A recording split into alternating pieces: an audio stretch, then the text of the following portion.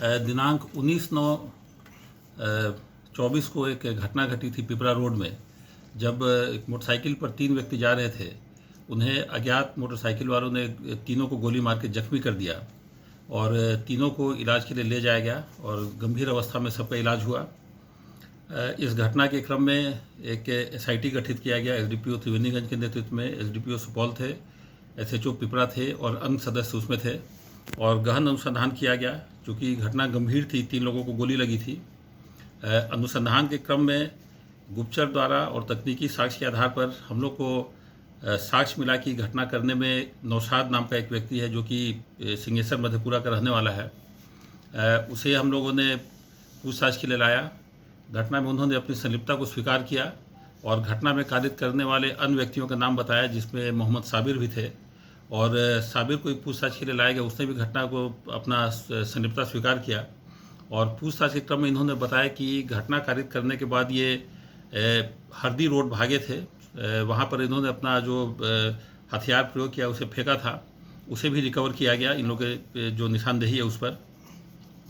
घटना के कारण यह है कि 1 साल पहले ललन साव का भाई को इस कांड के जो अभियुक्त बने हैं लखन साव, उनसे भूमि विवाद था, जिसके चलते उसके भाई को पेट में गोली मारी गई थी। वे गंभीर रूप से जख्मी हुए थे और उसी केस के विवाद को लेकर के ये ललन साव पैरवी करता था और ये भागदौड़ करते थे। घटना के दिन उन लोगों को जानकारी थी कि ललन साव न्यायालय आने वाले हैं। वहीं से मनीष नाम का व्यक्ति जो है, जिनसे ज़मीन विवाद है, उसके जो संबंध में आते हैं, उसी ने घटना के बारे में योजना बनाया और 2 अपराधियों को वो सब हायर किया।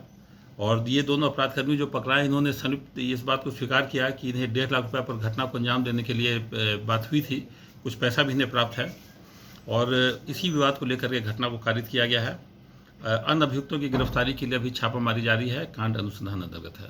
सर, एक महिला भी गिरफ्तार हुई है, उसकी कैसे? हाँ, उसका भी संलिप्तता कांड में है और वही महिला जेल जाया करती थी और जेल में अपने परिजन से मिलती थी और फिर जो अपराधियों से बातचीत होती थी और जो भी हम लोग को इसमें अनुसंधान विश्लेषण करने पर इस पर भी साक्ष्य आया है, पर्याप्त साक्ष्य है, जिस आधार पर गिरफ्तारी हुई है।